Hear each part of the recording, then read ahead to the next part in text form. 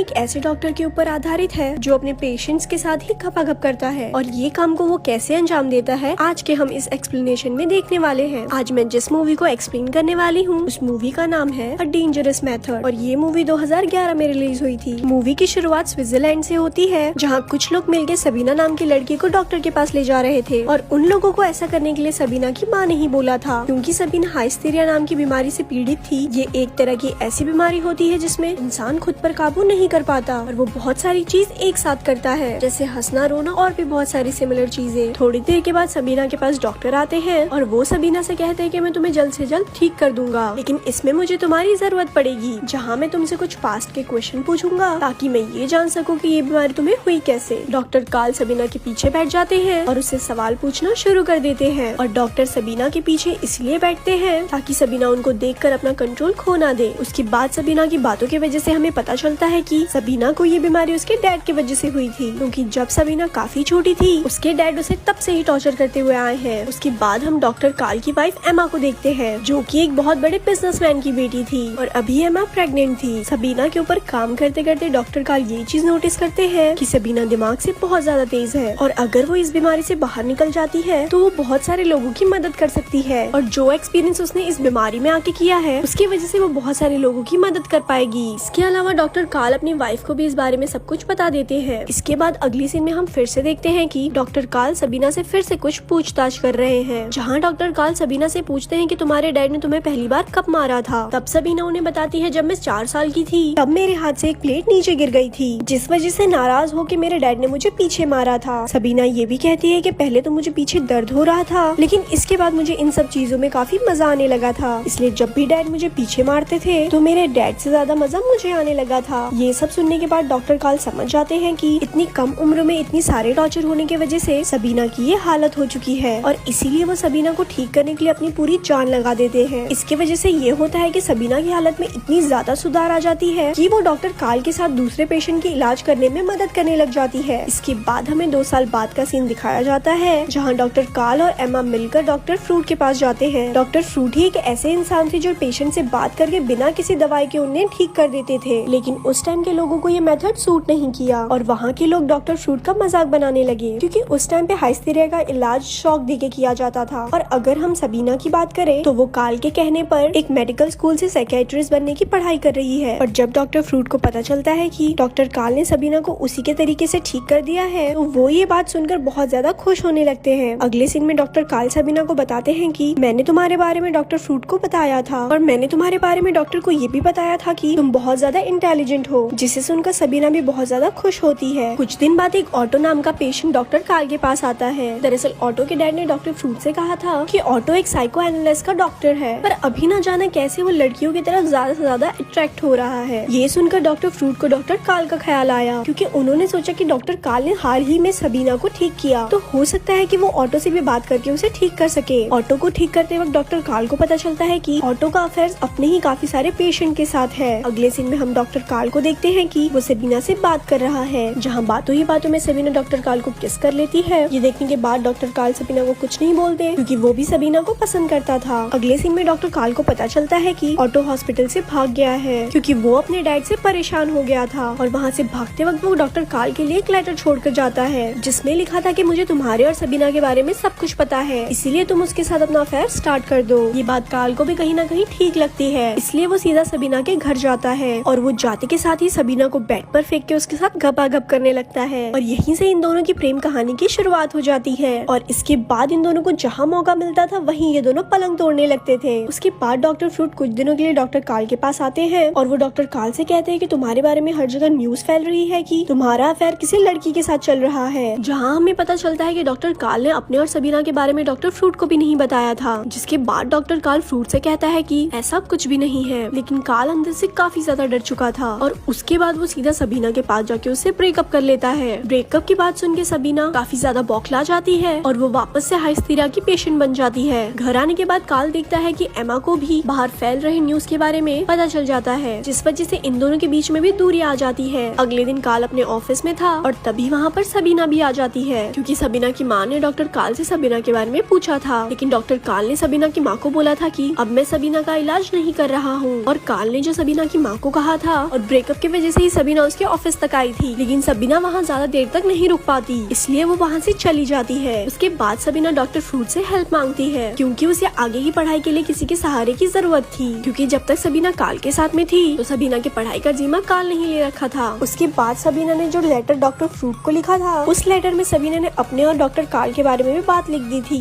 बाद doctor fruit इस बारे में काल से पूछता है, लेकिन डॉक्टर काल उससे साफ मना कर देता है और वो बोलता है कि मेरा सबीना के साथ कोई लेना देना नहीं है। ये सुनने के बाद डॉक्टर फ्रूट को काफी ज्यादा गुस्सा आता है और वो सबीना की हेल्प करने से उसे साफ मना कर देता है, क्योंकि डॉक्टर काल के मना करने के बाद उसे लग रहा था कि सबीना उससे झूठ बोल रही है, लेकिन सबीना अपने और काल की बात बिल्कुल सच बोल रही थी। लेकिन इसके बाद सबीना अंदर से बहुत ज्यादा टूट जाती है। उसके बाद सबीना डॉक्टर काल के पास जाती है और वो डॉक्टर फ्रूट को सब कुछ सच बताने को बोलती है। इधर काल भी एमा के साथ उस शहर को छोड़कर जा रहा था, लेकिन सबीना की काफी ज्यादा जिद करने पर काल भी उसकी बात मान जाता है और वो लेटर के जरिए डॉक्टर फ्रूट को सब कुछ सच बता देता है। पहले तो डॉक्टर फ्रूट सबीना से माफी मांगते हैं और उसके बाद वो उसे अपने पास बुला लेते हैं ताकि वो उसके पढ़ाई के लिए आगे हेल्प कर सके। उसके बाद हम काफी समय बाद का सीन देखते हैं जहाँ सबीना काल के घर आई थी। वहाँ एमा सबीना को बताती है अब डॉक्टर काल डॉक्टर फ्रूट से नहीं मिलते और इन दोनों के बीच दूरियां आने की वजह से डॉक्टर काल सदमे में है। जिसके बाद एमा सबीना से बोलती है कि तुम एक बार काल से बात करो। उसके बाद सबीना काल के पास जाती है और वो उसे बताती है कि मैं प्रेग्नेंट हूँ और वो उसे ये भी बताती है कि ये बच्चा तुम्हारा ही है। और ये सुन के डॉक्टर काल बहुत ज्यादा खुश होता है। जिसके बाद सबीना रोते रोते अपने घर चली जाती है और कुछ इसी तरह से ये मूवी यहाँ पर खत्म हो जाती है।